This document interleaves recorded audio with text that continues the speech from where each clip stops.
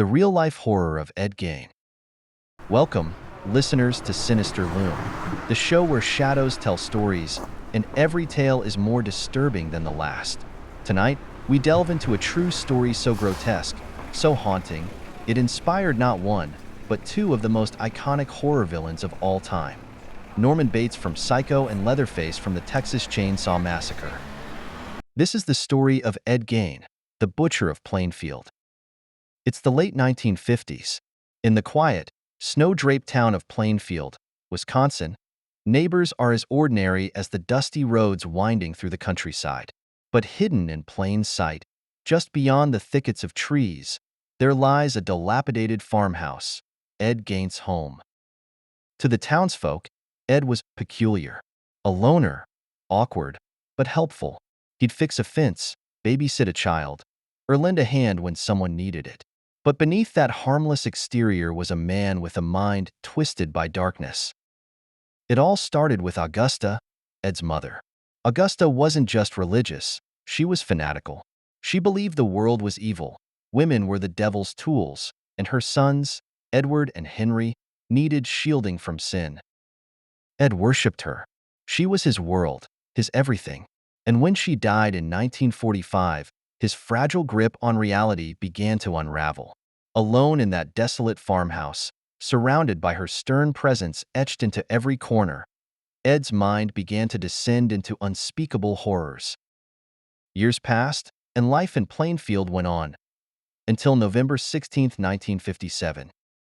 That morning, Bernice Wardens, the owner of the local hardware store, vanished without a trace. Her cash register was missing, and there were streaks of blood on the floor. The last receipt showed a sale for antifreeze, purchased by none other than Ed Gein. Police wasted no time. That evening, they arrived at Ed's farm. The officers approached cautiously. The air was thick with decay, a stench that clung to their clothes and made their stomachs churn. Steeling themselves, they stepped inside. What they found would haunt them forever. In the dim light of their flashlights, they saw it. A woman's body strung up like a deer, her torso hollowed out, her head missing. It was Bernice Wardens, but that was only the beginning. As they searched the house, they uncovered a macabre collection. Human skulls used as bowls, chairs upholstered with human skin, a lampshade made from a face, and in a box, a belt crafted from human nipples. And the piece de resistance? A mask made from the skin of a woman's face. Ed had been visiting graveyards at night, digging up recently buried bodies to harvest their skin and bones. He'd bring them home to recreate his mother, stitching together his horrifying projects as if they could somehow bring Augusta back to him. But that wasn't all.